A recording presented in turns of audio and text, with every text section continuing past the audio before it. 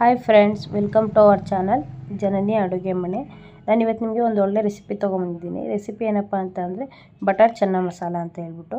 ಇದು ತುಂಬ ಚೆನ್ನಾಗಿರುತ್ತೆ. ಇದನ್ನು ನೀವು ಚಪಾತಿ ಜೊತೆ ಆಮೇಲೆ ಪೂರಿ ಜೊತೆ ತುಂಬ ಚೆನ್ನಾಗಿ ಮಾಡ್ಕೋಬೋದು. ತುಂಬ ಚೆನ್ನಾಗುತ್ತೆ. ಇದಕ್ಕೆ ಬೇಕಾಗಿರೋಂಥ ಸಾಮಾನು ನೋಡೋಣ.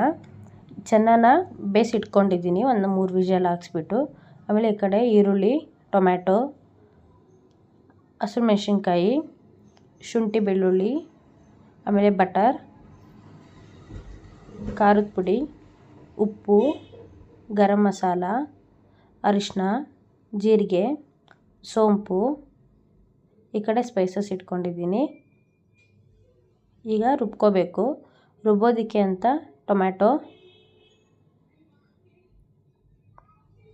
ಈರುಳ್ಳಿ,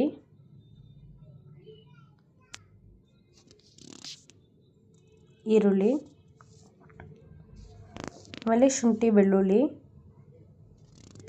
ಇದನ್ನೆಲ್ಲ ಹಾಕ್ಬಿಟ್ಟು ಚೆನ್ನಾಗಿ ರುಬ್ಕೊಳೋದೀಗ. ನೋಡಿ,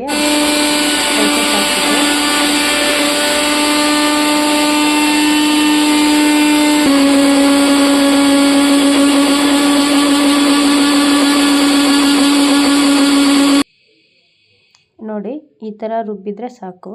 ಇಷ್ಟು ಸಾಫ್ಟ್ ಆದರೆ ಸಾಕು. ಇವಾಗ ಒಂದು ಕಡಾಯಿ ಇಟ್ಕೊಳ್ಳೋಣ.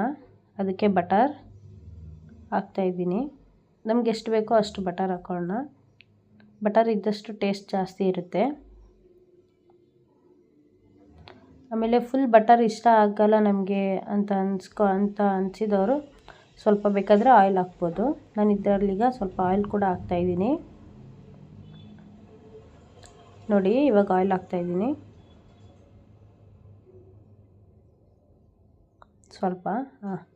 ಈಗ ನೋಡಿ, ಇದೀಗ ಚೆನ್ನಾಗಿ ಮಿಕ್ಸ್ ಆಗಬೇಕು. ಅಂದರೆ ಬಟರ್ ಫುಲ್ ಕರಗಬೇಕು. ಕರಗಿ ಆದಮೇಲೆ ಈಗ ಪುದೀನ,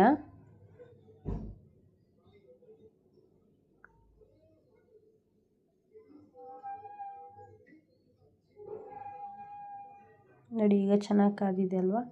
ಪುದೀನ, ಹಸಿರು ಮೆಣಸಿನ್ಕಾಯಿ, ಇದೆಲ್ಲ ಒಗ್ಗರಣೆಗೆ. ಹಸಿರು ಮೆಣಸಿನ್ಕಾಯಿ ನಾವೀಗ ಆಲ್ರೆಡಿ ಟೊಮ್ಯಾಟೊ ಆಮೇಲೆ ಈರುಳ್ಳಿನ ನಾವು ಈಗ ಮಿಕ್ಸಿ ಮಾಡ್ಕೊಂಡಿದ್ದೀವಿ. ಅದಕ್ಕೋಸ್ಕರ ಒಗ್ಗರಣೆಗೆ ತುಂಬ ಜಾಸ್ತಿ ಏನು ಹಾಕಲ್ಲ. ಹೀಗೆ ಸ್ವಲ್ಪ ಅಷ್ಟೇ, ಒಂದು ಅರ್ಧದಷ್ಟು ಟೊಮೆಟೊ ಹಾಕ್ತಾಯಿದ್ದೀನಿ. ನೋಡಿ, ಈಗ ಈರುಳ್ಳಿ ಕಲರ್ ಸ್ವಲ್ಪ ಚೇಂಜ್ ಆಗಬೇಕು. ಚೇಂಜ್ ಆದಮೇಲೆ ರುಬ್ಬಿರೋ ಅಂಥ ಮಸಾಲೆ ಐತಲ್ಲ, ಅದನ್ನ ಹಾಕ್ಕೊಳ್ಳೋಣ ಅಷ್ಟು.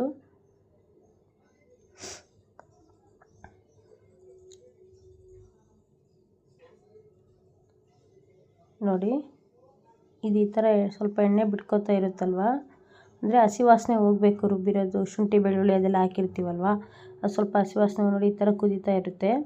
ಆವಾಗ ಇದಕ್ಕೆ ನಾವೀಗ ಟೊಮೆಟೊ ಹಾಕ್ಕೊಳ್ಳೋಣ. ನೋಡಿ, ಟೊಮೆಟೊ ಹಾಕ್ತಾಯಿದ್ದೀನಿ.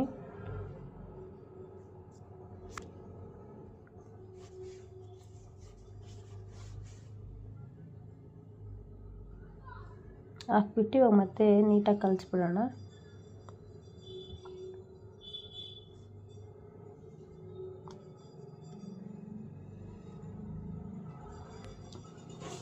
ನೋಡಿ, ಕುದೀತಾ ಇದೆ. ಇದಕ್ಕೆ ಇವಾಗ ಉಪ್ಪು, ಖಾರದ ಪುಡಿ,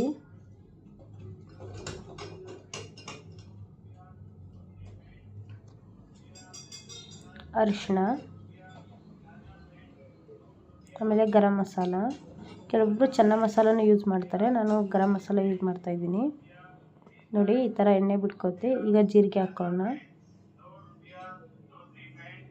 ನೋಡಿ, ಈಗ ನೀರು ಹಾಕ್ಕೊಂಡು ಮತ್ತೆ ಇದನ್ನು ಕುದಿಯೋದಕ್ಕೆ ಬಿಡೋಣ.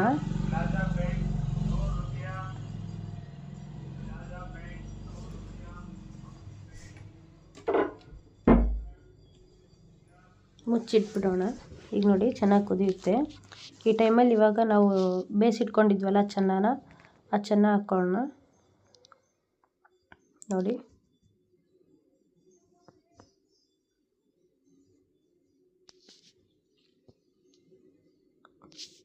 ಈಗ ಚೆನ್ನಾಗಿ ಹಾಕ್ಕೊಂಡಿದ್ದೀನಿ. ಇದೀಗ ಜಾಸ್ತಿ ಏನು ಬೇಡ, ಒಂದು ಕುದಿಯಷ್ಟು ಕುದ್ರೆ ಸಾಕು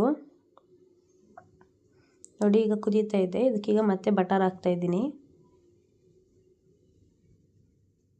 ಅಂದರೆ ಈಗ ಇದಕ್ಕೂ ಮುಂಚೆ ಒಂದು ಸತಿ ಬಟರ್ ಹಾಕಿದ್ವಿ ನಾವು.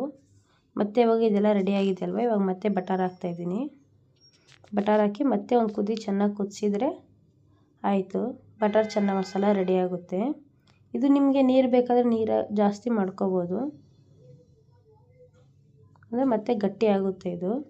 ನೋಡಿ ರೆಡಿಯಾಗಿದೆ ನೋಡಿ, ಬಟರ್ ಚೆನ್ನ ಮಸಾಲ ರೆಡಿಯಾಗಿದೆ. ಇದು ಪೂರಿ ಜೊತೆ ಚಪಾತಿ ಜೊತೆ ಚೆನ್ನಾಗಿರುತ್ತೆ. ಒಂದು ಸತಿ ಟ್ರೈ ಮಾಡಿ ನೋಡಿ, ತುಂಬ ಚೆನ್ನಾಗಿರುತ್ತೆ.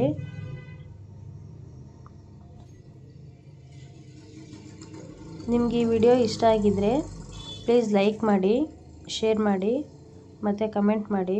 ಇನ್ನೂ ಯಾರು ನನ್ನ ವಿಡಿಯೋ ಹೊಸ್ದಾಗಿ ನೋಡ್ತಾ ಇದ್ದೀರೋ ಪ್ಲೀಸ್ ನನ್ನ ವಿಡಿಯೋಕ್ಕೆ ಸಬ್ಸ್ಕ್ರೈಬ್ ಆಗಿ, ಆಮೇಲೆ ಫಾಲೋ ಮಾಡಿ.